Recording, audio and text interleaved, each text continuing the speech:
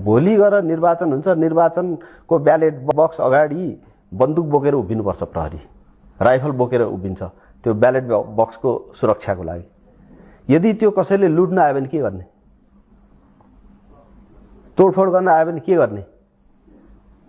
केही गरेन भने पनि प्रहरी छानबिनको दायरामा यसले आफ्नो भएको हतियारको पनि प्रयोग गरेन, आफ्नो कानुनी अधिकारको पनि बल के प्रयोग गरेन भनेर त्यतिखेर छानबिन हुन्छ। यदि गर्यो र केही घटना भयो भनेदेखि किनभने प्रहरीले यो यस्तो अनावश्यक गर्यो, अनावश्यक गर्यो, मान्छे मार्यो भनेर फेरि छानबिनको दायरामा पर्ने। प्रहरीले गर्ने के? प्रहरीले अहिले सबै काम गर्न सक्छ, तर प्रहरी अहिले म भन्छु, मैले अघि भने नि तपाईँलाई, त्यत्रो प्रहरीलाई बाटोमा घिसारी कुटेर मार्या छ, घोची खुकुरी हानी मार्या छ। प्रहरीको मनोबल एकदम हाई छ भन्दाखेरि मैले ढाँटेको ठर्छ।